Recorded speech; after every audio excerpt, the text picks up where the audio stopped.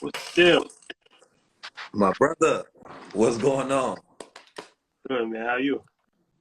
Man, I feel immaculate, man. I've been having actually a pretty blessed day with some amazing ideas and execution on the ground. So, you know, uh, I'm interested to get in this conversation. I know it's not a lot going on right now, so it's probably, we have to figure out what to talk about. That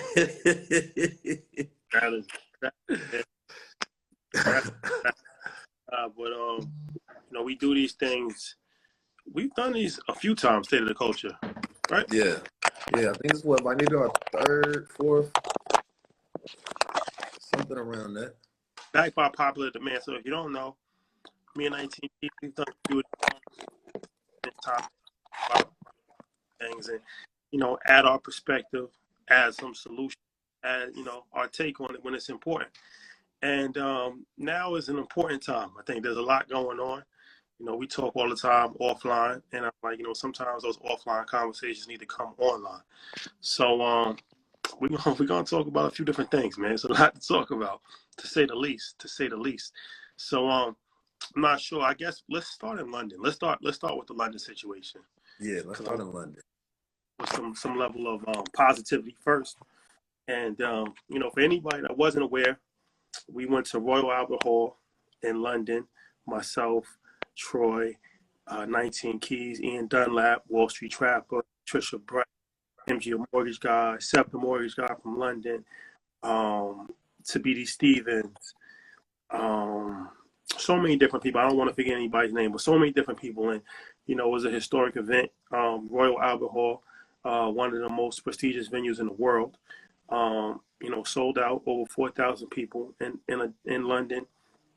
Crazy atmosphere. It felt like a show. No musical performance, no celebrities, just education.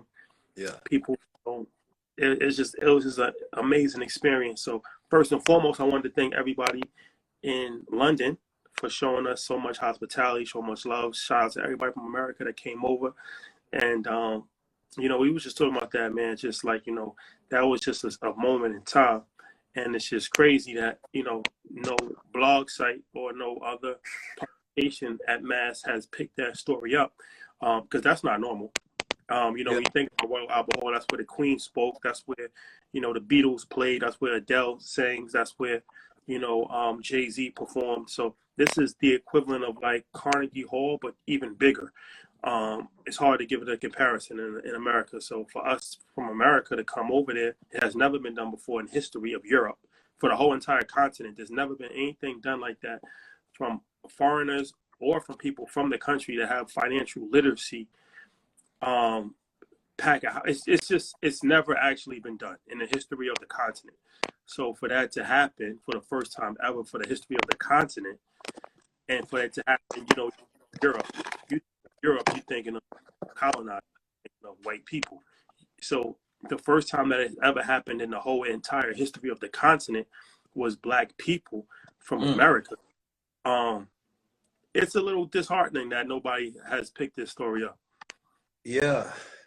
I think it's very telltale. It's very telltale because, walking on that stage, and, when I walked on stage, we had a grand entrance, a grandiose entrance. But when you walk on that stage, man, and the way that it's like a fishbowl, right? And you feel very personal, you feel very connected to the crowd. And it felt like, I could imagine a gladiator walking into a coliseum, right? And you can feel that energy, that circular energy of all of the people around you. The only thing I could do when I walked out of there of screaming people that is in the audience was put my hands up and embrace it. That's what it gave me, the energy, and I just embraced the energy, and then I turned that into a fist because I felt like this was about me embracing it. Then I put the fist up and it was about the people. And, I wonder if part of it is that we don't know how to report good news in our culture. I think that the machine of media is completely an arm of negativity and entertainment that we don't know how to report good news in our culture whatsoever. So if one of us does something bad, it is blogged, it's recorded, It's streamed, it's shared, it's politicized. People put all of their comments on it. Celebrities we didn't even know knew us. Everybody has an opinion on it. They share it. It's on a front page to post it, to engage in their fans and commentary about it. It's everywhere. It's viral. And so I said, like, if you're not sharing the good, I don't give a fuck about your opinion on the bad. Like, you invalidate your total existence of anything you have to say 100%. And as Black media specifically, you invalidate your platform if your platform is not to share good news in the Black culture. Like, what else do you have your platform for? So you have to think about it. Like, ask yourself, why are these people building platforms if it's not to share the type of news, particularly like this? And it's not that, don't say that they don't know about it. We're very hard to ignore. We're very hard to ignore. We're everywhere, you know. But what happens is that during these particular times, I think one of the greatest quotes is that what you say, your words and your silence will both be judged. Like, I want you all to think about that. Your words and your silence will be judged during these times. When you are silent during acts of injustice, you're judged by that, right? And then when you speak against things that are good or on code, when you're being off code, you judged by that as well. So the people will be looking at these platforms, and you don't want history to record that you were silent, right? As we were manifesting these things to be brought into reality, because that's violence. Silence is violence. It's saying that we don't want nobody to know about y'all. It's like blocking a person. It's like trying to shadow ban them. It's saying that, no, I know y'all doing good, and I can't think of a single bad thing that y'all have done as far as how the impact is going directly towards these young men and women out here. And y'all doing exactly what we want y'all to do. But I can't use my platform to support y'all. Why? So I'm not going to tally a guess as to why. I'm going to let y'all think about that. Why? What is the spirit? What is the spirit of our people? What is the spirit of some of the people that's here watching? What is the spirit that we have for each other when we have all of the passion when something negative happens, but none of the passion when something good happens? And that's true. And there's responsibility. And it's not just, you can't look at pages as like these are just Instagram pages. No, they're media outlets. Mm-hmm. They're media outlets because nobody's reading newspapers, nobody's listening to the news, but they are going to Shade Room. They are going to Spiritual Word.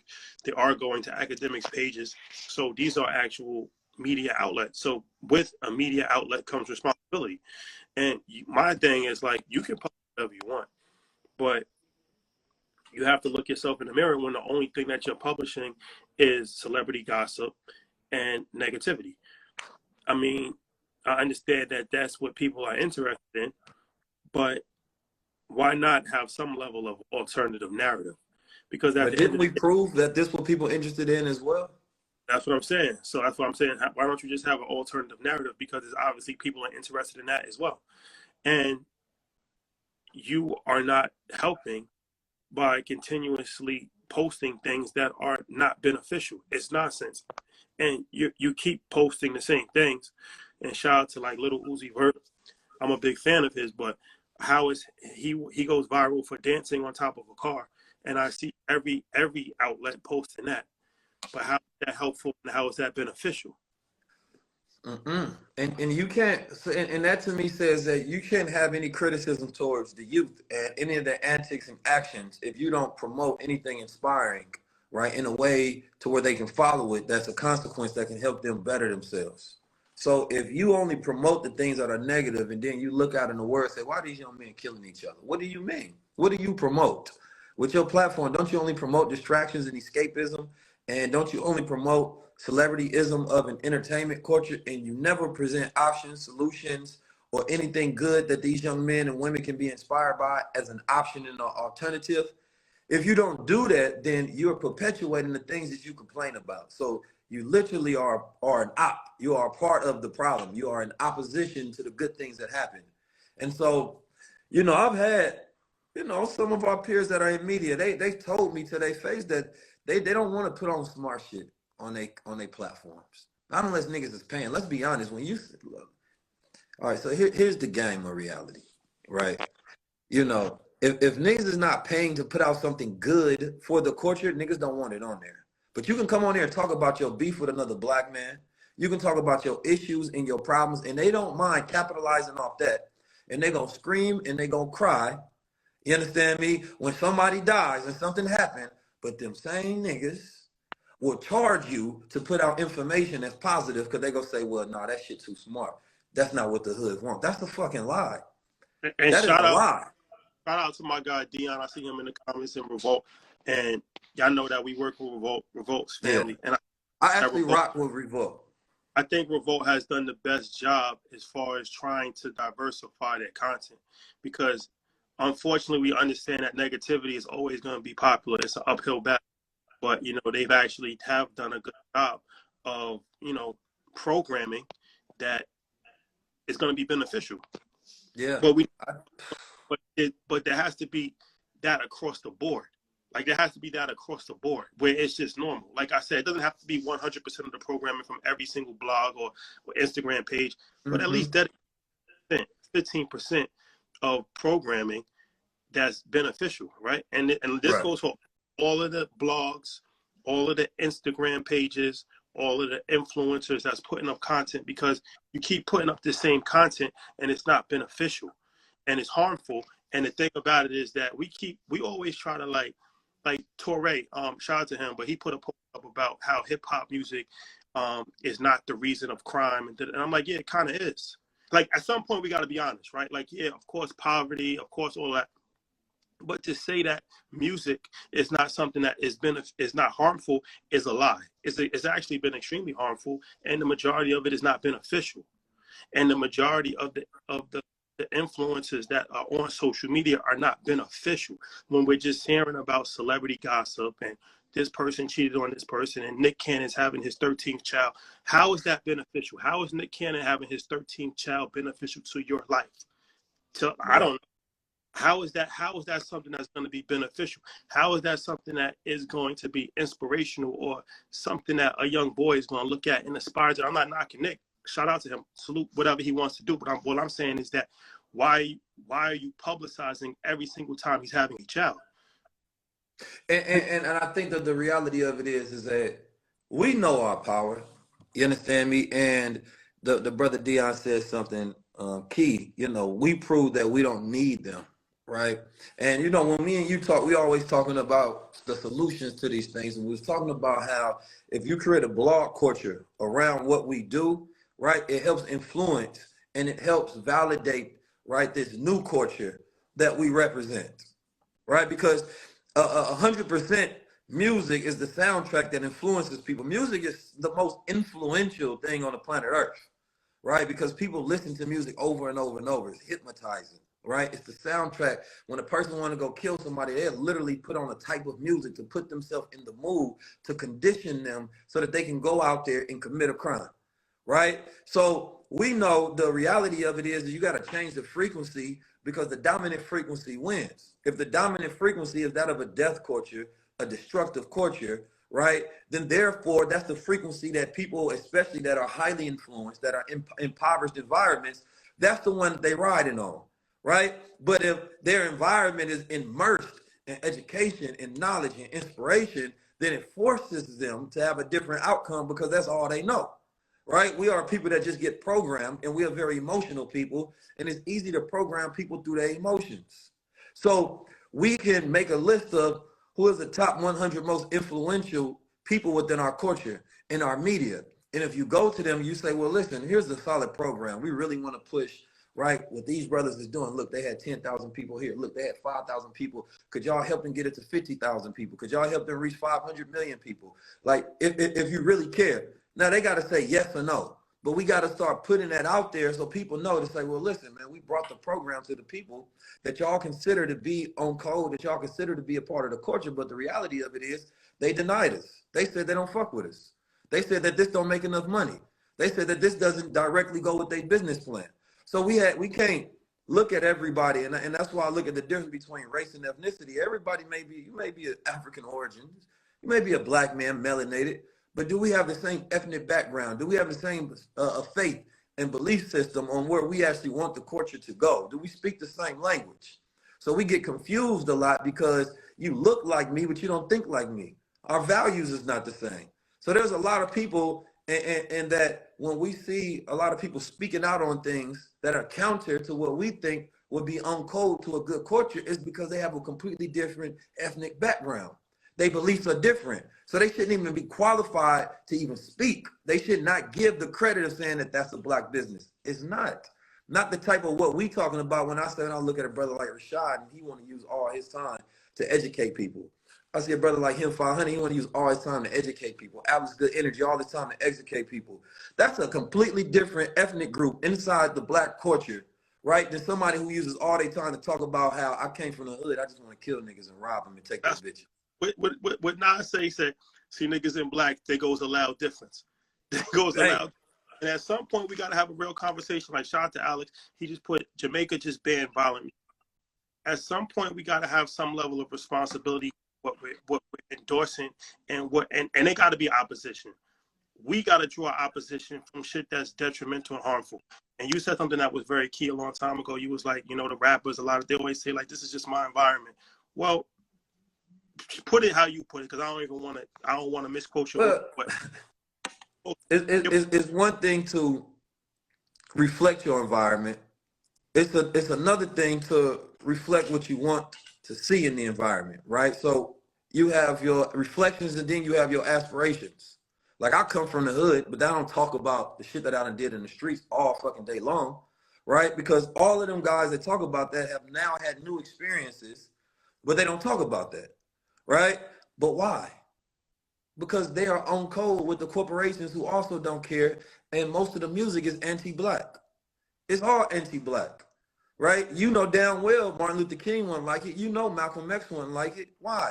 Because they're going to be like, that shit is detrimental to our people. Yet niggas go get them tatted and get big chains on them like they representing those ancestors. You can easily come from an environment and say, well, I come from, that's what I know. Well, what do you want to see in that environment?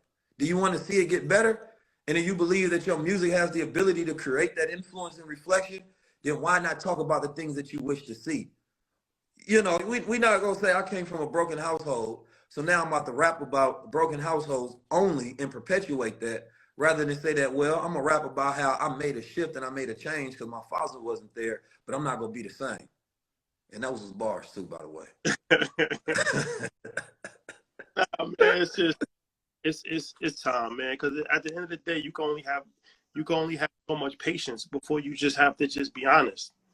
You guys have to be honest, and this brings us to the, unfortunate, situation of Takeoff. Rest in peace to Takeoff. And we was in Paris. I got the news. They kind of just ruined my whole day. Like I couldn't even believe it, honestly. Like, I took the train to Paris, and I woke up, and they like, you heard about Takeoff? He died. And I'm like, it took me a minute to even understand. I'm like, what do you mean Takeoff? Like, Migos, one of the greatest rap groups of all time. Like, that's not. Of course, anybody dies, that's tragic. But he's like you know what I'm saying? Like. Yeah, he's a cultural treasure. Yeah, and then like in the alley, in the back of an alley and of a dice game, it didn't make sense to me. Like, I'm like, that. How does that happen? But it's so many things to unpack from this situation. First of all, so like I said, rest in peace to him, and prayers to his family. But it's like once again, and. There's a reason why, not to cut your wisdom, but there's a reason why you don't see the Lupe Fiascos, right, and the J. Coles of the world, and people who make a different particular type of music getting killed.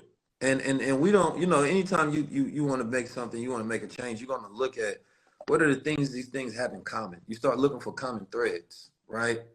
And so we don't take responsibility and accountability whatsoever in this culture. We go cry. We go say we need to do better. We go say we need to change. But, any good detective, right, is going to start looking for connections. What do these things have in common, right? And the music is the most, connecting force that these things have in common. The influence, the vibration, the frequency, the lyrics. So if these type of rappers, we see that consider themselves to be street, consider themselves to be gangster, consider themselves to talk about a particular type of lifestyle. If these are the brothers that's being taken out the most, right? then we know that there's a commonality, there's a thread of things that need to change. Because I seen all of the names that was on there talking about they don't want rappers to be taken down for their lyrics in court. And I believe that, yes, you should have a certain artistic integrity. But the reality of it is, we know niggas be talking about shit that they be doing in their lyrics, and they want to brag about putting niggas in a pack. They talk about putting niggas in a pack. Then they go out there and rap about it, and somebody's mother got to hear that over and over and over. And we as the culture supposed to stand up behind that shit. You niggas is demons. Like, let's be honest, if you killed my child and you rapped about it, then somebody gonna want to murder you. Like, that has to happen. So when we stand up in front of that, right, and we be like, nah, we got to stand up for that. What about lyric reform, right? What about changing the things that you rap about? How you gonna talk about killing niggas and then tell the culture, y'all need to stand up? I should have my right to talk about niggas that I killed, or talk about crimes that my homie done did, or like, we gotta, come on now, that's a strategy. We gotta make a fucking difference. So if you niggas really care, right, then that means that you would change your ways so that you won't get caught up in the same thing. Niggas know not to snitch on themselves. You understand? I'm from Oakland, and I grew up in St. Louis, so I know the streets very well. You understand me? I understand that niggas shouldn't be rapping about their crimes. That's not hard to do. We see niggas getting caught up for RICOs. So the problem is though, you know, the activist community will support that and push that, right? But we don't get that same support on the side where we pushing out the cure for these issues and these problems. But I think that what we need to change is to say that we can be heavy on the activist side, because the activism is just moving people, showing them what a problem is activating them. But sometimes we gotta make sure that our activists are pushing towards supporting the solutions as well. Because if I get killed, man, I'm on everybody's page. Man, y'all marching for me. But as I live and breathe and make decisions that are good, and we bring people together and educate them so that we can destroy the crime rates, destroy the poverty rates, so that it don't get to the point where niggas are killing each other because they have more options, because they're educated, right? There's no support for that. So what I start to see is, like, you get so caught up in a system that you can't actually help change it. So you become another arm of it, and what we do it because we're so independent, and we realize that ain't nobody is coming behind young black men educating, and they ain't propping this up like this shit ain't the most important work in the world, when you can get 3,000 plus people all the way across seas in the most prestigious event in the world, and y'all want to act like that's some normal shit. But a nigga have a song talking about niggas and bitches that become a hit, or he talk about Megan Stallion in the lyric, all of a sudden, everybody need to talk about that shit. Come on, man. Like, how low are we? And then we mad that other people treat us like we divided. Obviously we are. I'm just saying, like, to me, I got so much common sense. I could take this shit to the bank, you understand me, and get paid off of it. Like, it just don't make no sense to me. I mean, you bring a lot of good points. The lyric reform thing is brilliant, because it's like, yeah, you keep fighting for these things, and you keep chanting, let them say whatever they want, and it's like, prison reform, and like Kanye said, but you're rapping about things that's going to get you into prison.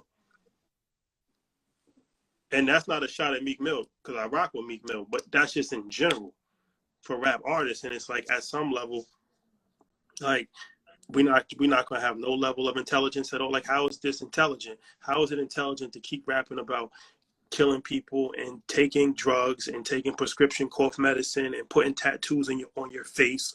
And how is that intelligent? And how is that respected? It's not justification for it. So it's at some point in time, it's like you can only be nice to a child for so long. Sometimes you gotta smack a child, you gotta spank them, and you gotta discipline them. Like, yo, bro, like, this is not what we doing. Like, it's really not, because it's not working, and it keeps happening, and it keeps happening. Like, you know what I'm saying? They're gonna keep saying, well, sometimes it is our fault. Sometimes it is. Sure. And we know that we can blame. It's not even so much blame. It's looking at the interconnectivity of how these things get pushed out. If Kendrick Lamar and like J. Cole is supposed to be some of the top rappers in the world, and they don't rap about killing niggas, then how can you say, well, that's not what niggas want to hear? J. Cole drop a hot line, a hot bar all the fucking time, and he should go.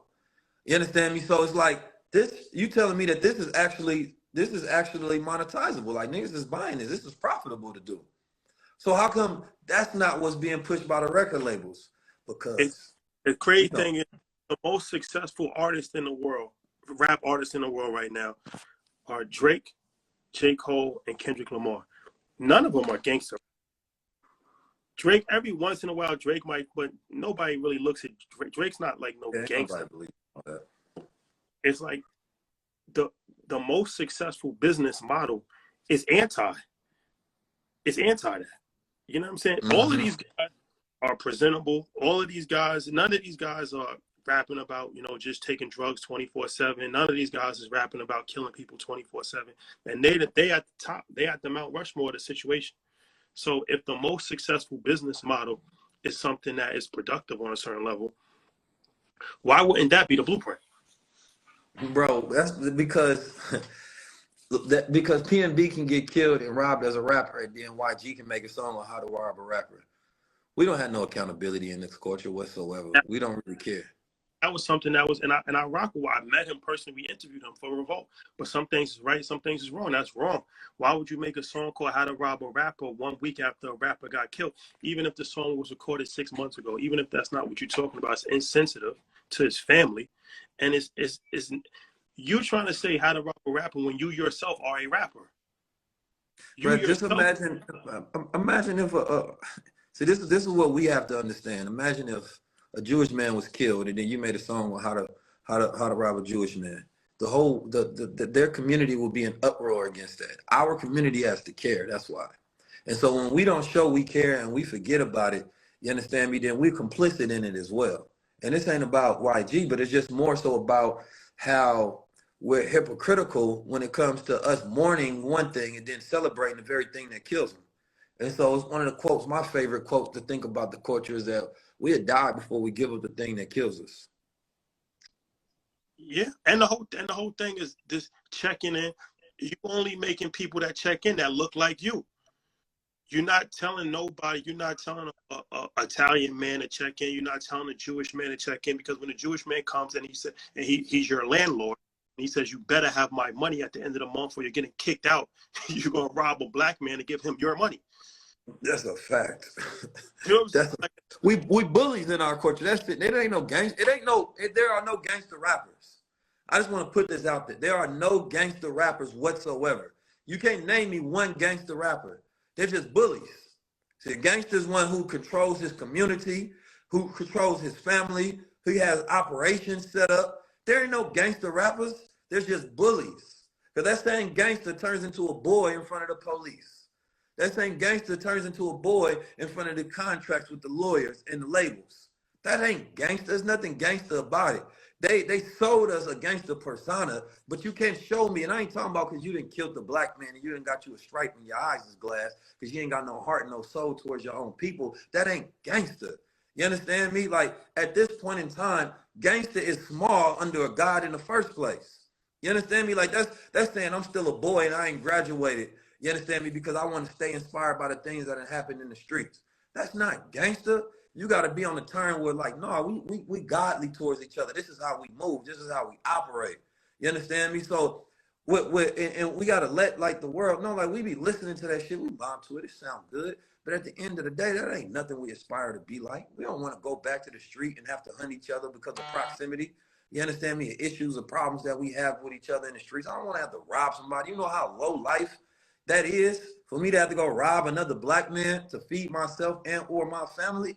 It's nothing to rap about for me to go literally have to sell crack to my people. And then I need to rap about that for the next 30 years because we consider that to be some fly shit, even though we talk about how that was the worst form of destruction that our people went through that killed the revolution. How you go rap about your complicity and our mental destruction? Like we feed into these things and then we justify them by saying, well, he got money. So that means that money has become your God. And as long as a nigga get money off the evils that he do, it's justified. Don't you know how sick that is in reality? So what we doing, and I'm gonna stand on that, and I would love for anybody else to stand on any stage in the world that got an issue and tell them that they doing more important work than what's going on over here. They not. They can't tell me that all of the shit that you put out there is because we know the game behind the scenes because we understand business. It's based on ads and capital and revenue. You're doing this so that the corporations can have something to run the ad on. Because if you speak truth, they might ban you. But if you talk about killing each other, shit, we'll reward you by putting an ad on that shit so you can get paid so we can influence the same destructive culture to buy into our products. We all know the business model. It's a business model of death and destruction. So we got to create a different business model to be like, how do we monetize doing good? And that's what we do. We monetize doing good. So the more success that we have, the better the world is, because it's in representation of we're actually selling. It's like a person selling vitamins. Well, if this man is selling billions of vitamins, that means that the world is getting healthier. That's what we doing though. We selling health and life and construction to our people, and education and enlightenment and options and business strategy and wealth, you know, and structure and setup. We're not selling death and destruction to nobody. So that means that you should pray that we become more successful, because it's a representation that we got a better future coming about, that we put in our money where what our heart is and our spirit and where our mind is. So that's why I get frustrated, and I'll be like, y'all need to act like y'all think y'all can take this for granted and complain about the issue. That don't make no sense. That's like a person complaining about a virus the whole time, and nigga like, yo, I got a cure. But you like, nah, bro, we talking about the virus right now. You're like, but what about the cure though? Nobody want to talk about this. Don't you know this is how we get rid of the virus? And everybody want to talk about the problem, and everybody wants to ignore the solution, and we the solution. Yeah, right. Yeah, absolutely right. Yeah, absolutely right. All right, let's talk about the state of the culture. Kyrie, Oh, my brother. good friend of yours. I met him. I spent a couple hours with him. I know he follows Earn Your Leisure. He's been tapped in with us for a while, and I'm not gonna say I'm like his best friend. I met him one time, but meeting him and having a conversation about hip hop and about, you know, sports and about so much different stuff. And to me, good dude, very person. Somebody that really, you know, struck me as somebody that's just really into receiving information and gaining information. That's the vibe that I got from him. Good dude to me. Yeah. All right. So where are we at with this Kyrie Irving situation? That's my brother, man. I love my brother. You know, there's a saying I seen my brother Law post. He say, we criticize in private and we praise in public. That's the code. Right. So I want to give praise to my brother first, Kyrie Irving, for being on an active campaign and journey to find himself boldly in front of the world. You know how hard that is to have a platform where millions of people are judging you on a consistent daily basis, and at the same time you're utilizing your platform while, you know, sacrificing yourself and losing hundreds of millions of dollars. Because he lost $100 million, he said, standing up for what he believed was his beliefs during the COVID hype, right, by not taking a jab. So first of all, I want to respect the brother for standing on integrity.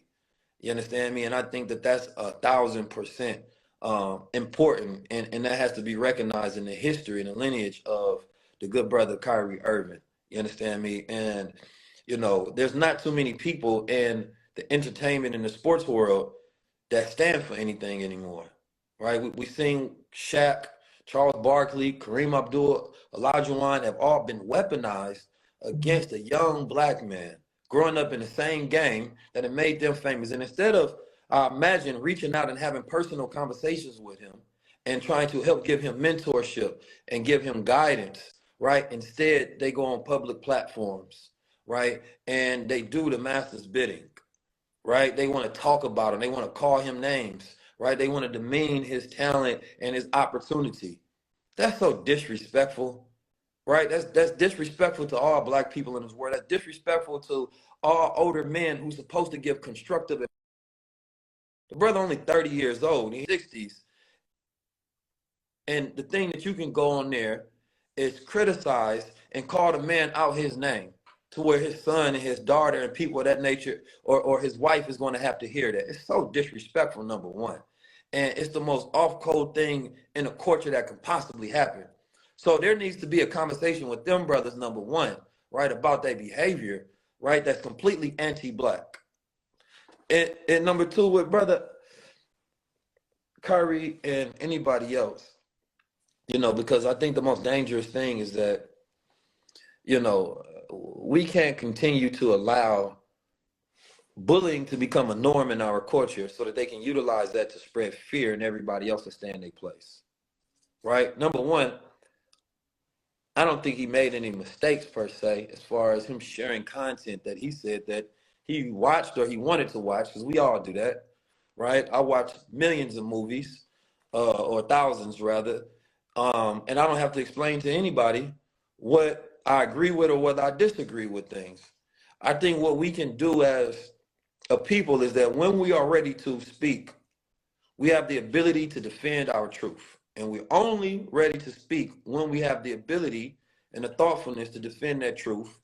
And then we have to make sure that we are in active counsel with people that will allow us to gain the best thought leadership so that when we are in front of the world, we can speak with a clear representation of our peers' mind, right?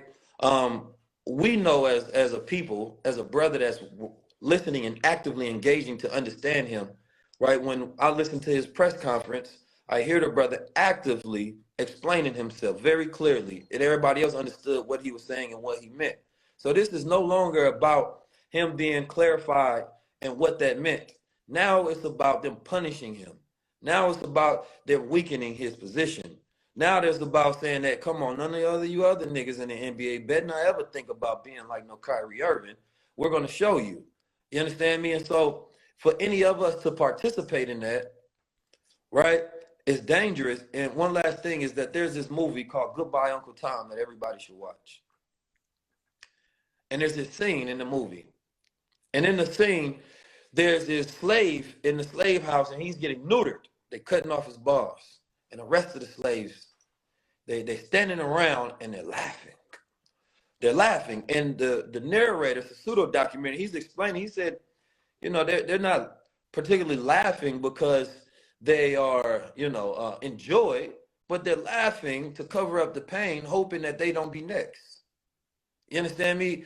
And I think that that's what's happening. It's a buck-breaking process, right? And the rest of them are actively campaigning on the side of wrong so that they don't be next, because they're doing it completely out of fear. And so that we as a people can allow, I'm gonna just say it, any white man to actively admonish a black man on TV, because this is America and nobody has been treated worse than black men and women in America.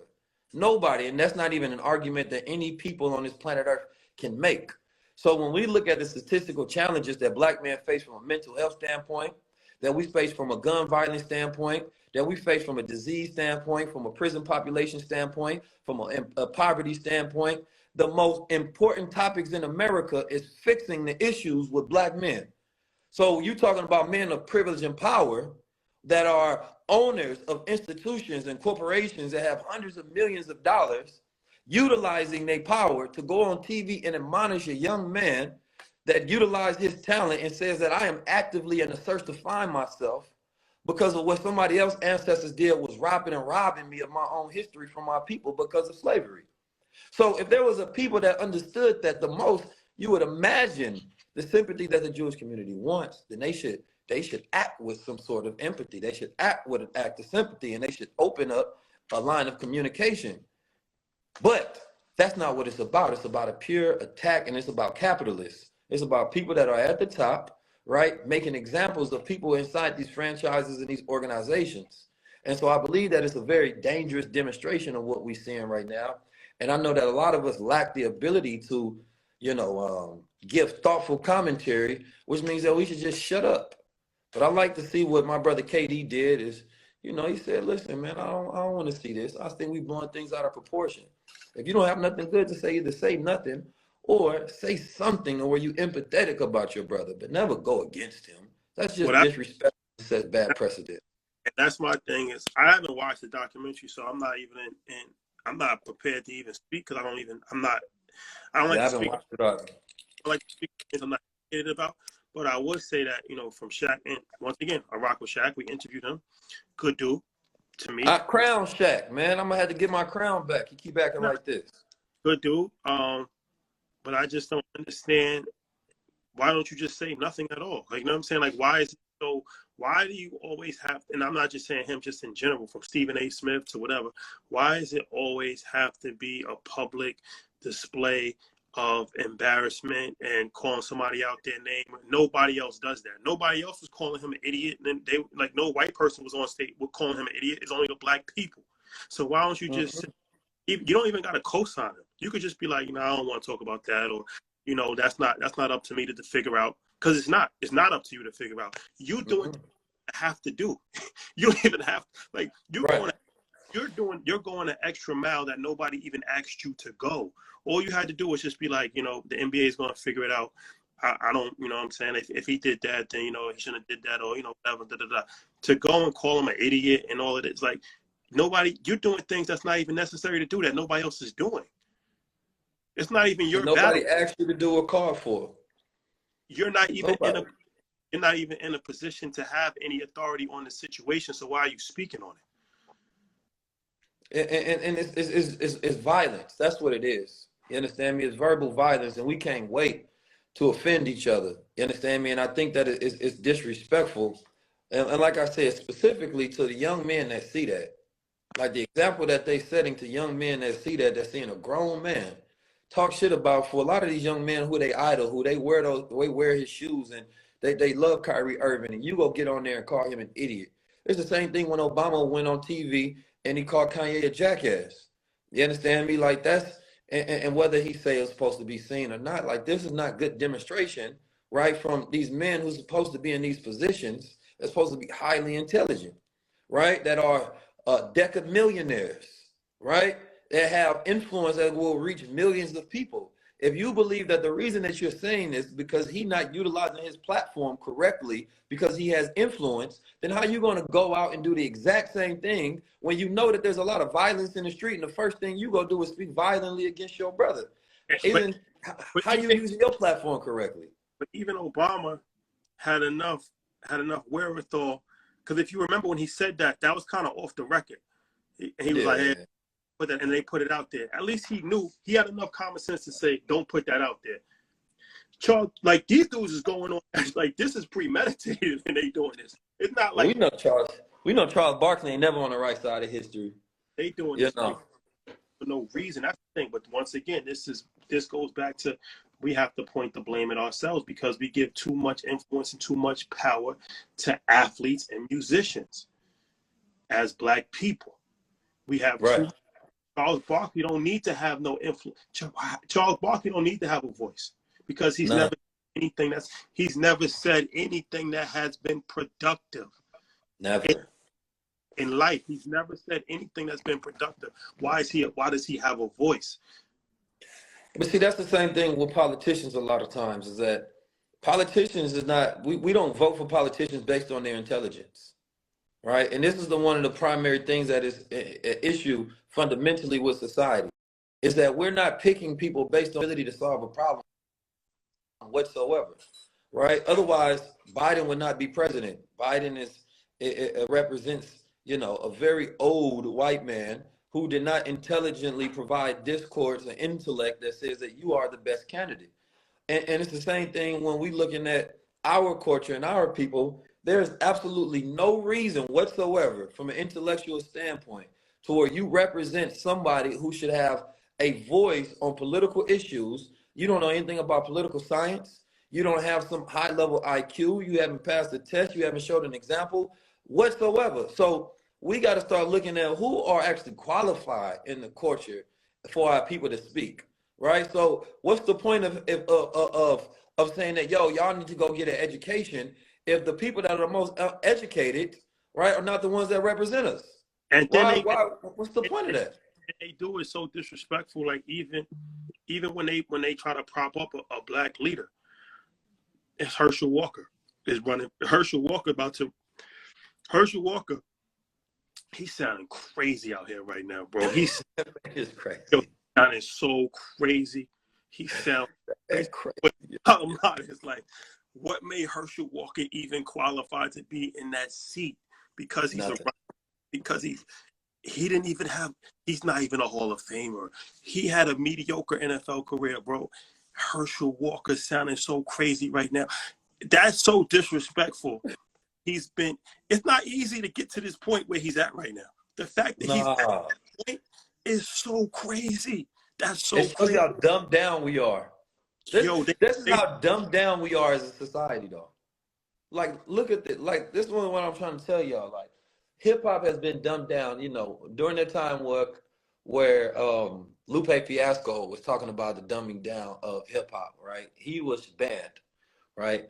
And his career was halted because they considered that to be too of intelligent rap, and he started talking about things that he believed to be true about the industry, and so they silenced him. But like Lupe Fiasco is a very intelligent man, right?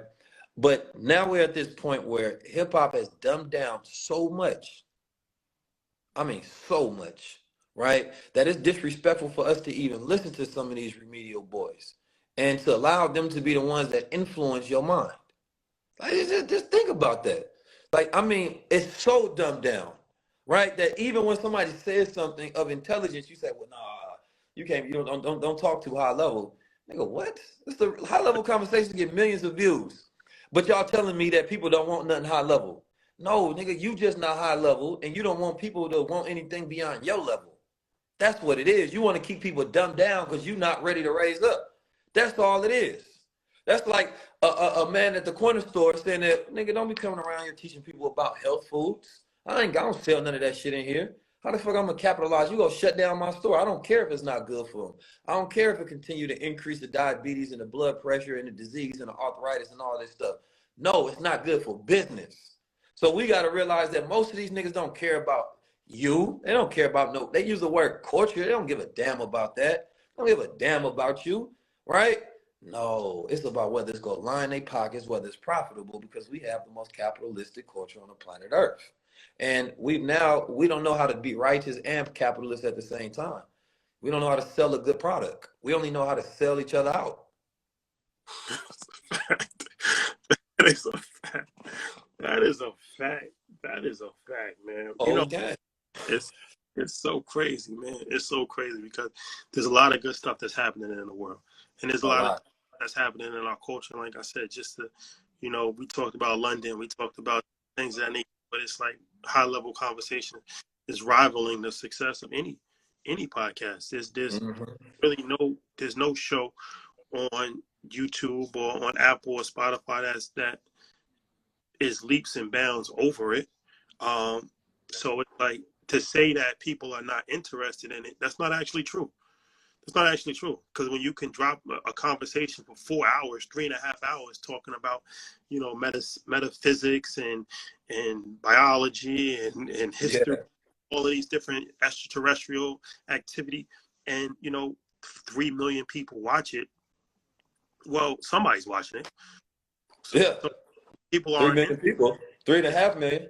So where are these people? If people are not interested in it, earn your leisure, have 1.2 million followers on Instagram, and for us to have 14,000 people at InvestFest and 4,000 people in London, somebody's interested.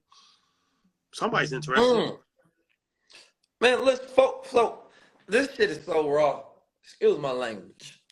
But London, man, listen, first of all, it was 12,000 people in Atlanta, 3,000 plus people in Europe. Nobody has went to Europe. Listen, it's never been done. There's not a rapper on the planet Earth that did that before. There's not a billionaire that's in our culture that did that before, a decamillionaire. There's nobody that did this before. This is the first time in history. You got to understand what that represents. Like, y'all know we in a different kind of time where black men can literally go fly over to London, you understand me, and shift the whole culture. Like, y'all know how raw that is. We don't have a blog culture to be talking about it all day. Like, this is not talked about on the news all day long. So we don't understand how important that is. Why? But imagine if, you understand me, Shade Room was posting it 3-4 times, and Baller Alert and Hollywood Unlocked, right, in Spiritual World, and all of these blog sites was talking about it. You'd be like, damn, that was amazing. That was historical. That was what they do. How did they do that? And right? just the perspective of, like, Royal Albert Hall, I believe it was built by Queen Catherine for her son Albert. So it's not just a name. This it's Negro actually, Royal Albert Hall is actually, it's built by the royal family, right? So from some perspective, the royal family they have boxes in Royal Albert Hall that only the royal family actually can go to. Once again, the Beatles played the Royal Albert Hall, Adele, like the Queen has spoken at the Royal Albert. Like this is the venue that it is, right? So when I was thinking of Einstein, Muhammad Ali. Muhammad Ali, for sure. So when thinking about, you might have seen me come out with the flag. So when I'm thinking, the day as a day of, I'm like, yo, something inspired me. Like I want a flag. I want to come out with a flag. And I hit my guy Dio, shout out to Dio, he's from there. And I'm like, yo, how would black people feel about a flag? Because I'm like, yo, if you're in America and you waving an American flag in front of black people, they not jacking it. He was like, it's all about how you do it. He's like, how you do it. So he gave me the idea. So what we did was we played the national anthem, All Hail the Queen, for like 20 seconds. People was confused. They didn't know what was going on. And then we switched it to Gigs. If you don't know, Gigs is the biggest artist in London. That's like when Jay-Z said, I see a lot of Hov in Gigs. He has a song called Talking the Hardest, which black people in Britain refer to as a national anthem. That's what they call their national anthem. Google it. So when we switched the national anthem to the black national anthem, Talking the Hardest, and came out with that flag, it was so disrespectful, bro. That's so crazy. Yeah, that was wild. So look, you was behind, you was in the back when I was talking to the brother Minister Abdul out there, and he told me I always knew that Minister Farrakhan banned from the UK, and so is actually Tariq Nasheed. But he said that when he got banned, he said the Royal Albert Hall is what he actually had booked. And he telling me this right before I go on stage, so he put a battery in my back. I ain't gonna lie. I said, I gotta walk out there godly. I said, I need the brothers to come out with me. We already had it planned for Jay Electronica song to play, right? So the energy, walking out there, it just felt like, number one, regardless of what happens, right? Because they actually sued and won. The minister, the brother that was out there that you met, he actually sued and won. So they actually had to pay millions of dollars in their legal fees and everything, but and it was overturned, but they didn't honor it, right? Which is crazy. But anyway, it just represented an extension, and I just felt like we was really making the ancestors proud coming out there doing that, and just felt like we was doing something way bigger than ourselves. You know what I'm saying? Like we was a representation, for the world to see, and that's why I want people to really understand that. Like this is not something that just happens in the world. This is not just something that you book. People actually got to show up. People actually got to care, right? This is from years and years worth of work and putting in work every single day, right? This is not just, people came to a concert, but at the same time, we created something new where this can replace, right, entertainment, because it was inspiring and it was entertaining, but it was so valuable that you can literally come there and get information real quick on a Saturday night and change your life and go back home. But if you go to a concert, you go listen to the music, you turned up, you go back home, life is the same. So now we're creating these opportunities where we're injecting value, you understand me, into these households, but people are interacting with it and taking a budget that they normally have for entertainment, and they're changing their habits, because we know for a fact the habits of the culture need to change. So for me, experiencing that was different than even experiencing Invest Fest in Atlanta, because Invest Fest in Atlanta was like 3 days, but this was like, a quick culture shock, right? And now I can see people saying that, damn, instead of me picking this concert, I'm about to go to EYL in them concert. I'm about to go to Invest Fest. You understand me? I get to have a good time. I get to enjoy myself. I get to learn something, right? Like, and if we did that habitually over time for years, where would we be at? Because if we take all of the money that we spend, and no disrespect to the artists, because y'all can always collaborate with us, but if we look at all the money that we spend on entertainment and going to concerts, same way if we can go watch a movie, right? Shout out to Wakanda. But what's the difference if all black people in America watch High Level Conversations versus Wakanda? You actually go get some value from the High Level Conversation. You may be inspired by Wakanda, but the value of actually getting an education is what we need. It's a different level. So we just got to look at, like, we have a 1.5 trillion spending power. So it's not about us particularly making more money, but it's how our habits are aligned with our spending, so that we can change it into investing in ourselves And that changes the culture overnight. Just what we get attention to. And the thing about it is that our culture is still new. It's in its infancy stages. Like, we don't have thousands of years or hundreds of years. We got like 150 years of, like, hip hop just started 50 years ago. This is the 50th anniversary of hip hop. Like, so I say that to say we have opportunities to create. We're still adding on to our culture. Less than that shit. 1964, brothers just got civil rights. Yeah, so I feel like for us, like, this edutainment thing is a new add-on piece to it. Could become like a real part of our culture and ritual where you're going and you're getting entertained, because it's a vibe at the end of the day too. You're getting entertained, you know what I'm saying? Like, you're having fun, but you're being educated, you're learning, and you're making great relationships, and you're being inspired. And that is a model for the world. Model for the world, because how we do the edutainment thing in America with shout out Circle of CEOs, they do their events, and of course, InvestFest, and anybody else that does an event similar to that, where it's kind of like it's a vibe. You got musicians, you got a VIP experience, you got education. It's a whole vibe, right? They don't have that. They wasn't used to that in Europe. They never, they don't have that type of thing. So that was the first time where they actually experienced that, to have a party the night before, and then the vibe, and then a DJ playing